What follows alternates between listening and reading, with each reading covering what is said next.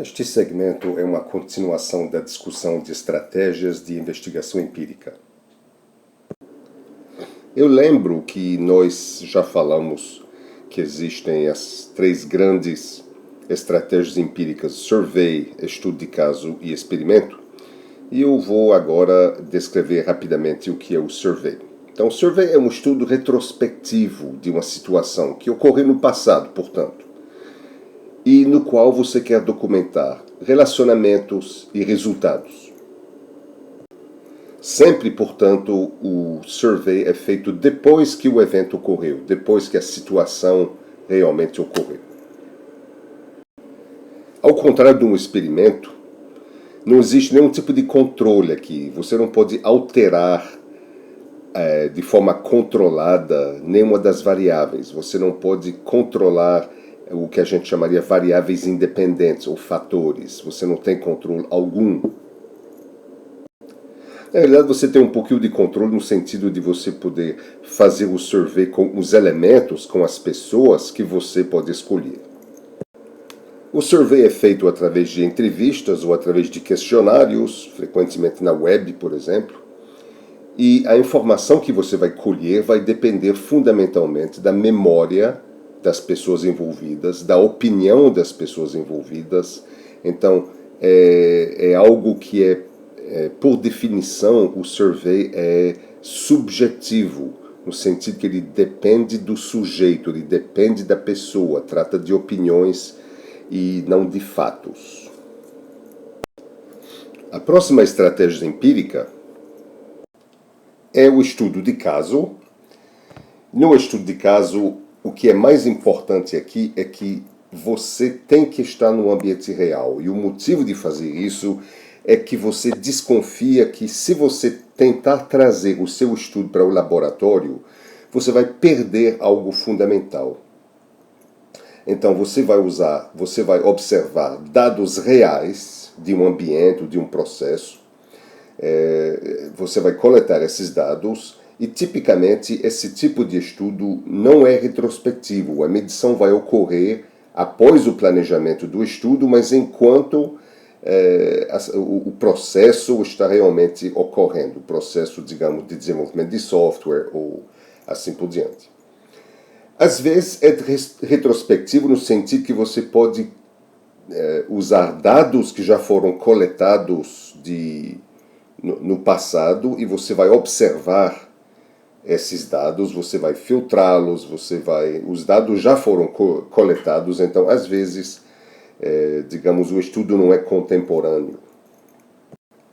Durante o planejamento, você vai decidir o que você quer estudar e você vai planejar a captura dos dados. Você pode interferir no ambiente real no estudo de caso, não para controlá-lo, mas você pode fazer algumas alterações para facilitar a sua captura de dados. Você pode instrumentar o processo que você vai estudar, que você vai observar a este ponto. Os objetivos frequentemente no estudo de caso são de identificar fatores que podem afetar uma atividade. Você quer documentar uma atividade. Você quer estabelecer relacionamentos entre as variáveis. São as coisas que você procura fazer durante o estudo de caso.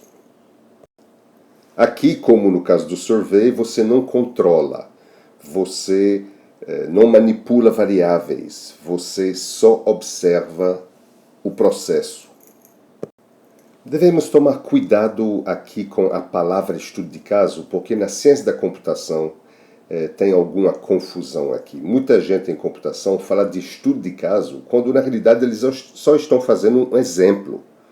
Um exemplo, que frequentemente é um toy problem, não é um estudo de caso. Não é só porque você vai pegar um pequeno exemplo da sua teoria ou do seu modelo e ver se ele dá certo, de que você está fazendo um estudo de caso. O estudo de caso implica em você estar inserido dentro de um contexto real, porque você acha que é o próprio contexto, coisas que você não pode capturar num experimento ou em laboratório, é o próprio contexto que é o mais importante para explicar os resultados. Por exemplo, Vamos supor que você queira estudar o efeito do estresse do programador na sua produtividade. Você não vai fazer isso adequadamente no laboratório, usando, por exemplo, alunos de graduação ou de pós-graduação programando para um projeto. Isso não é real. O caso real seria dentro de uma empresa que tem prazos a cumprir, onde o estresse é real, onde as pressões de tempo são reais, onde tem um cliente real, onde o efeito de não conseguir cumprir prazos é real. Então, isso é um exemplo em que temos que fazer um estudo de caso, porque o contexto é tão importante. O contexto não pode ser... O contexto é fundamental demais para ser retirado e tentar fazer o estudo em laboratório de forma mais controlada. Da mesma forma, tem um pouco de confusão com cientistas que chamam o estudo de caso, às vezes, de experimento observacional. Um experimento em que você só observa. Tem gente que usa isso, mas eu particularmente acho que não deve-se usar a palavra experimento, a expressão experimento observacional. Se você só observa, você não está fazendo um experimento. De qualquer forma, tem gente que usa essa expressão e tem que diferenciar essas duas coisas, estudo de caso e experimento observacional, da seguinte forma. O estudo de caso praticamente ou normalmente se concentra em uma unidade experimental, uma pessoa, uma situação, enquanto que o experimento observacional pode ser mais geral e ele pode usar mais situações para tentar chegar aos seus resultados. Passando agora para o experimento, aqui nós vamos fazer uma investigação controlada de forma rigorosa. A gente vai identificar fatores. Fatores são variáveis independentes que a gente vai manipular. Então, identificamos fatores que são manipulados para documentar o efeito que a mudança tem nos resultados. Portanto, estamos atrás aqui de estabelecer causas. Estamos atrás realmente aqui de estabelecer causas. E o experimento é a melhor forma de fazer isso, justamente devido ao fato de que temos controle. Um experimento precisa ser reproduzível, ele precisa ser controlado a tal ponto que um outro cientista poderia reproduzir o resultado com certa facilidade. Para tentar eliminar o efeito de variáveis que não controlamos, aquelas que não controlamos, nós usamos randomização dessas variáveis. Então, por exemplo, você poderia alocar aleatoriamente, randomizando pessoas a tratamentos para que você elimine a diferença entre as pessoas em si como fator que explica o resultado que você vai ver. Então, se você tivesse, por exemplo, duas linguagens sendo comparadas, digamos, Python e Java, você vai ter que alocar os programadores de forma randômica à linguagem Python ou à linguagem Java para que os resultados que você vai ver na saída do seu experimento sejam devido à diferença entre Java e Python e não devido à diferença entre as pessoas. Às vezes nós temos um experimento, mas não temos controle total. A gente não pode controlar a alocação não podemos fazer randomização perfeitamente. A gente tem um certo controle, mas não temos condição de fazer a alocação randômica. Isso é chamado de um quasi-experimento. Como eu já falei, a questão de causalidade aqui é onde o experimento melhor se adequa. Quando você está querendo estabelecer uma relação causa-efeito, o experimento é a melhor forma de você fazer o seu estudo. Porque se você alterar apenas a variável x e a variável resposta y muda, então você pode dizer que x causa Y. Falamos das três estratégias empíricas principais.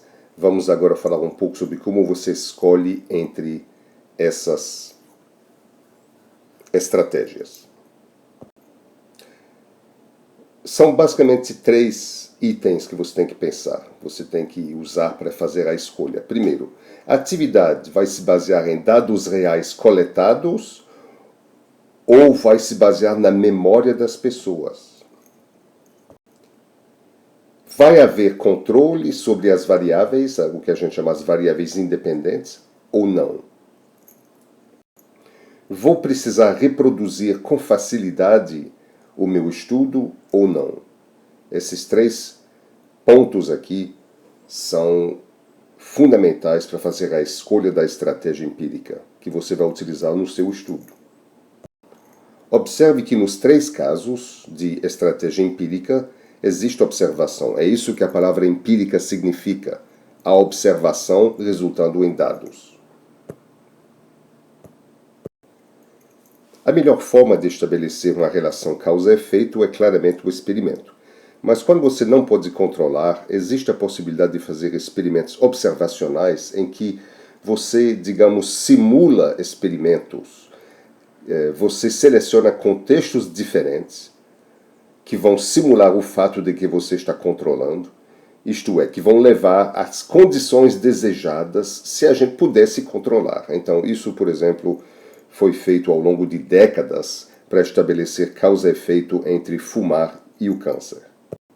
Esta tabela resume o quadro de comparação entre as estratégias empíricas. Eu peço que você pause o vídeo e examine a tabela um pouco. Controle de execução. Controle eu só tenho para o experimento. A medição, não tenho muito controle sobre ela no caso de surveys, porque no survey eu não posso colocar, os dados já estão previamente na cabeça das pessoas, eu só posso formular as perguntas que eu quiser. Não estou medindo, né? Estou dependendo da memória. O custo da investigação está relacionado com o tamanho da investigação, os recursos necessários, e nem sempre a gente vai ter aqui baixo, médio, alto, mas frequentemente é isso que ocorre. Às vezes, o custo da investigação pode ser muito menor também para um experimento, não necessariamente vai ser alto, depende de quão fácil é colocar o experimento para funcionar dentro de um computador. Quanto à replicação, existe pouquíssima replicação feita na ciência da computação, na realidade, porque os pesquisadores gostam de criar novidades. A gente adora criar novidades. Novidade significa que o que o outro fez não é interessante o suficiente, está fora do meu mundinho e eu não vou querer necessariamente reproduzir o que outros fizeram. Ao mesmo tempo, a gente pode dizer que poucos resultados que a gente busca na ciência da computação são tão importantes, tão perenes, que eles mereçam até replicação. É um dos problemas. A gente estuda pequenos problemas e não grandes verdades. A gente não busca grandes verdades. Existem poucos grandes problemas padronizados. Se você quisesse estudar, por exemplo, o reconhecimento de faces, talvez você pudesse definir um problema idêntico que todos no mundo pudessem procurar resolver e comparar com os demais. Mas esse tipo de situação é muito rara na ciência da computação, infelizmente.